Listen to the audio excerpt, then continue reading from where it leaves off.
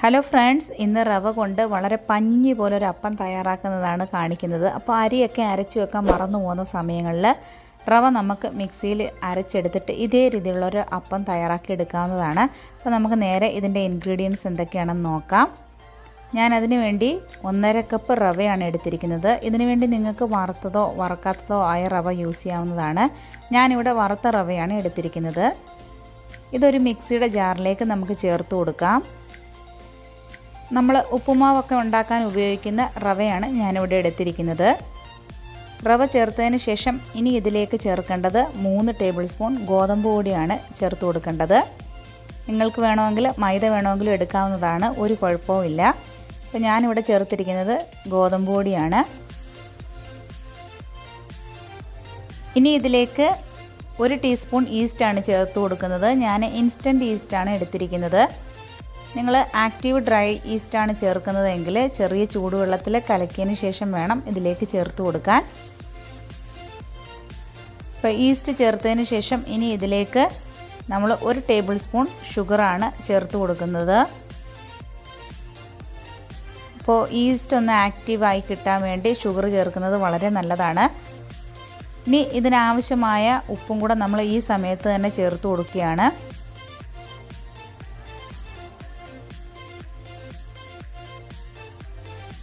ഇനി ഇതിലേക്ക് നമുക്ക് ചെറിയ ചൂടുവെള്ളം ചേർത്ത് കൊടുക്കണം. 2 കപ്പ് വെള്ളമാണ് എടുക്കേണ്ടത്. ചെറിയ ചൂടുവെള്ളം എടുക്കാൻ പ്രത്യേകം ശ്രദ്ധിക്കണം, എങ്കിൽ മാത്രമേ ഈസ്റ്റ് ആക്റ്റീവായി കിട്ടത്തുള്ളൂ. അപ്പോൾ നമ്മൾ വിരലിട്ട് നോക്കുമ്പോൾ നമുക്ക് സഹിക്കാൻ പറ്റുന്ന ചൂടിലുള്ള വെള്ളം വേണം എടുക്കാൻ വേണ്ടി. ഒരുപാട് ചൂടുള്ള വെള്ളം എടുക്കരുത്. ഒരുപാട് ചൂടുള്ള വെള്ളം എടുത്തു കഴിഞ്ഞാൽ ഈസ്റ്റ് ആക്റ്റീവായി കിട്ടത്തില്ല. ആദ്യം തന്നെ നമ്മൾ 2 കപ്പ് വെള്ളവും കൂടെ ചേർത്ത് കൊടുക്കരുത്. കുറച്ച് വെള്ളം ഒഴിച്ച് നമ്മളിതൊന്ന് മിക്സ് ചെയ്തെടുക്കണം. അതിൻ്റെ അടിയിലുള്ള കട്ടകളൊക്കെ നന്നായിട്ട് മിക്സ് ചെയ്ത് കൊടുക്കണം. അപ്പോൾ നമ്മൾ കുറേശ്ശെ വെള്ളം ഒഴിച്ച് വേണം ഇത് മിക്സ് ചെയ്തെടുക്കാൻ. ആദ്യമേ ഫുള്ള് വെള്ളവും കൂടെ ഒഴിച്ചു കൊടുക്കരുത്. ഇങ്ങനെ മിക്സ് ചെയ്തെടുക്കുമ്പോഴത്തേക്ക് നമുക്ക് മിക്സിയിൽ അരച്ചെടുക്കാൻ വളരെ ഈസി ആയിരിക്കും. അതിനുവേണ്ടിയാണ് നമ്മൾ കുറേശ്ശെ വെള്ളം ഒഴിച്ച് ഇതേ രീതിയിൽ മിക്സ് ചെയ്തെടുക്കുന്നത്.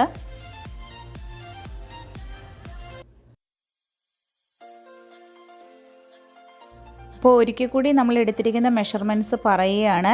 1.5 കപ്പ് റവയാണ് എടുത്തിരിക്കുന്നത്. അതിന് 3 ടേബിൾ സ്പൂൺ ഗോതമ്പ് പൊടി ചേർത്ത് കൊടുത്തിട്ടുണ്ട്. 1 ടീസ്പൂൺ ഈസ്റ്റ് ചേർത്തിട്ടുണ്ട്. 1 ടേബിൾ സ്പൂൺ ഷുഗറും ആവശ്യത്തിന് ഉപ്പും 2 കപ്പ് വെള്ളവുമാണ് നമ്മൾ ചേർത്ത് കൊടുത്തിരിക്കുന്നത്. ഇപ്പോൾ ഏകദേശം ഇത് മിക്സാക്കി എടുത്തിട്ടുണ്ട്. ഇനി ഇതിലേക്ക് ബാക്കിയുള്ള വെള്ളവും കൂടെ ചേർത്ത് കൊടുത്തിട്ട് നമുക്ക് മിക്സിയിൽ നല്ല ഫൈനായിട്ട് വേണം അരച്ചെടുക്കാൻ. നല്ല രീതിയിൽ നമുക്ക് അരച്ചെടുത്തിട്ട് വരാം.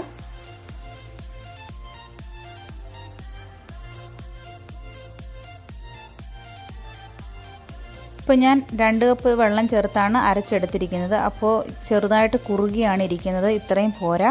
അപ്പോൾ നമുക്ക് ഇതിലേക്ക് ഒരു 3 ടേബിൾ സ്പൂൺ വെള്ളവും കൂടെ ഞാൻ ചേർത്ത് കൊടുക്കുന്നുണ്ട്. അപ്പോൾ നിങ്ങൾ ഇതേപോലെ നോക്കിയിട്ട് വേണം വെള്ളം ചേർത്ത് കൊടുക്കാൻ.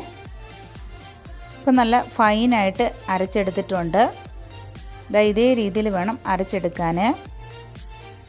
അപ്പോൾ വെള്ളം നിങ്ങൾ ആവശ്യത്തിന് നോക്കിയിട്ട് ചേർത്ത് കൊടുക്കണം. അപ്പോൾ ഞാൻ 2 കപ്പും പിന്നെ ഒരു 3 ടേബിൾ സ്പൂൺ വെള്ളവും കൂടെ ചേർത്ത് കൊടുത്തിട്ടാണ് ഇതേ രീതിയിൽ അരച്ചെടുത്തിരിക്കുന്നത്. നല്ല ഫൈനായിട്ടാണ് അരച്ചെടുത്തിരിക്കുന്നത്. ഇതിനി ഒരു അരമണിക്കൂർ ഞാൻ റെസ്റ്റ് ചെയ്യാൻ വെക്കുകയാണ്. ഇപ്പോൾ അരമണിക്കൂർ കഴിഞ്ഞിട്ടുണ്ട്. മാവ് നന്നായിട്ട് പുളിച്ചു വന്നിട്ടുണ്ട്. അപ്പോൾ ഇത്രയും സമയം മതിയാവും, നമുക്ക് പെട്ടെന്ന് തയ്യാറാക്കി എടുക്കാവുന്നതാണ്. അപ്പോൾ മാവ് നല്ലതായിട്ട് പുളിച്ച് കിട്ടിയിട്ടുണ്ട്. ഇനി ഇത് നമുക്ക് ചുട്ടെടുക്കാവുന്നതാണ്.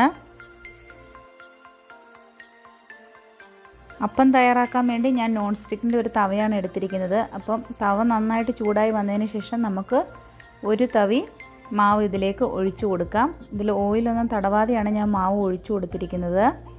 അപ്പോൾ മാവ് ഒഴിച്ചതിന് ശേഷം ഫ്ലെയിം മീഡിയത്തിലോട്ടാക്കണം. ഒരുപാട് ഹൈ ഫ്ലെയിമിൽ വെച്ചിട്ട് നമ്മൾ ഈ അപ്പം തയ്യാറാക്കി എടുക്കരുത്. അപ്പോൾ നിങ്ങൾക്ക് കാണാം നിറയെ ഹോൾസുകളൊക്കെ ആയിട്ട് വന്നിട്ടുണ്ട് അപ്പത്തിൽ. അപ്പോൾ നിറയെ ഹോൾസ് ആയതിന് ശേഷം നമുക്കിതൊന്ന് മൂടി വെച്ചിട്ട് 1 മിനിറ്റ് ഒന്ന് കുക്ക് ചെയ്തെടുക്കണം.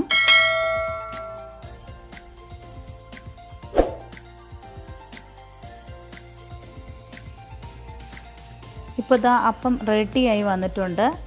നല്ല സോഫ്റ്റ് ആയിട്ടാണ് വന്നിരിക്കുന്നത്, നിറയെ ഹോൾസുകളൊക്കെ ആയിട്ട്. ഇതിൽ നിറയെ ഹോൾസുകളാവുമ്പോൾ മാത്രമാണ് അപ്പം നല്ല സോഫ്റ്റായിട്ട് കിട്ടുകയുള്ളൂ. നല്ല സോഫ്റ്റാണ്.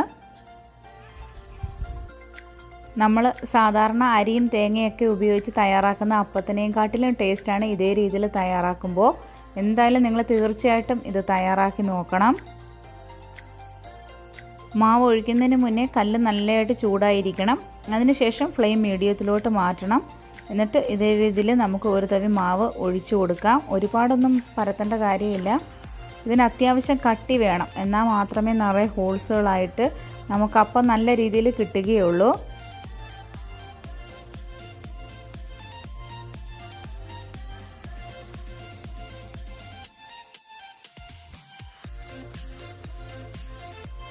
ഇതാ ഈ കാണുന്നത് പോലെ നിറയെ ഹോൾസുകളായതിനു ശേഷം നമുക്കിതൊന്ന് മൂടി വെച്ചിട്ട് 1 മിനിറ്റ് ഒന്ന് കുക്ക് ചെയ്തെടുക്കാവുന്നതാണ്.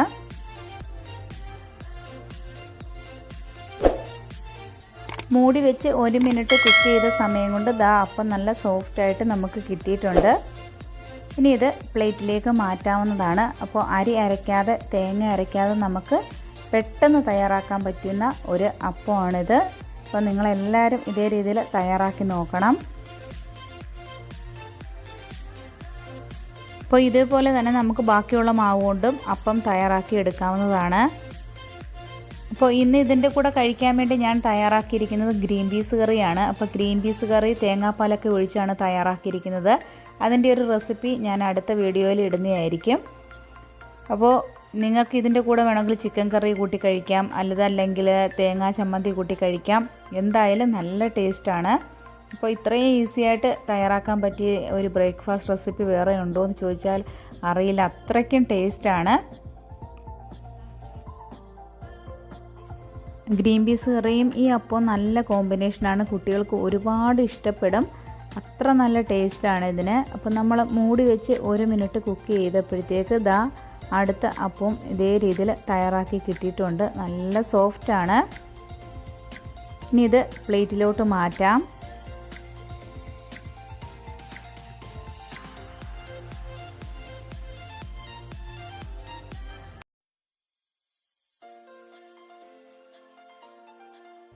ഞാനിവിടെ 2-3 അപ്പം തയ്യാറാക്കി നിങ്ങളെ കാണിക്കുന്നുണ്ട്. കാരണം എന്ന് വെച്ചാൽ ഈ റവ കൊണ്ട് തയ്യാറാക്കുന്ന അപ്പം എത്ര സോഫ്റ്റാണ്. നമ്മൾ സാധാരണ തയ്യാറാക്കുന്ന അപ്പത്തിനേക്കാട്ടി സോഫ്റ്റാണ്, അതുപോലെ ടേസ്റ്റും കൂടുതലാണെന്ന് അറിയിക്കാൻ വേണ്ടിയാണ് ഇതേ രീതിയിൽ 2-3 അപ്പം തയ്യാറാക്കി കാണിക്കുന്നത്. അപ്പോൾ ഇതാ നമ്മൾ മാവ് ഒഴിച്ചതിന് ശേഷം നിറയെ ഹോൾസ് വന്നിട്ടുണ്ട്. ഇനി ഇതൊന്ന് മൂടി വെച്ചിട്ട് 1 മിനിറ്റ് കുക്ക് ചെയ്യാം.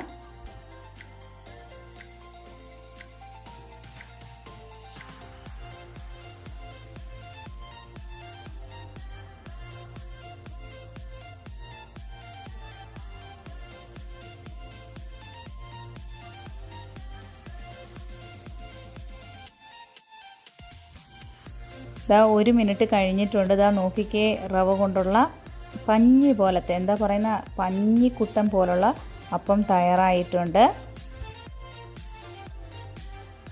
ഇതാ ഈ അപ്പം ഇനി നമുക്കൊന്ന് മുറിച്ച് നോക്കാം. എത്ര സോഫ്റ്റാണെന്ന് നോക്കിയേ. നിറയെ ഹോൾസുകളൊക്കെ ആയിട്ടാണ് അപ്പം കിട്ടിയിരിക്കുന്നത്. നമുക്കിതൊന്ന് ഗ്രീൻ പീസ് കറിയിൽ മുക്കിയിട്ട് കഴിക്കാവുന്നതാണ്. അപ്പോൾ നിങ്ങൾ എന്തായാലും ഇത് തയ്യാറാക്കി നോക്കണം. നിങ്ങൾക്ക് വീഡിയോ ഇഷ്ടമായാൽ ലൈക്ക് ചെയ്യാനും നിങ്ങളുടെ അഭിപ്രായങ്ങൾ കമൻറ്റ് ചെയ്യാനും മറക്കരുത്. ചാനൽ സബ്സ്ക്രൈബ് ചെയ്യാതെ കാണുന്നവരുണ്ടെങ്കിൽ സബ്സ്ക്രൈബ് ചെയ്യാനും കൂടെ മറക്കരുത്. അപ്പോൾ നെക്സ്റ്റ് നല്ലൊരു വീഡിയോ ആയിട്ട് വരുന്നിടം വരെ ബായ്.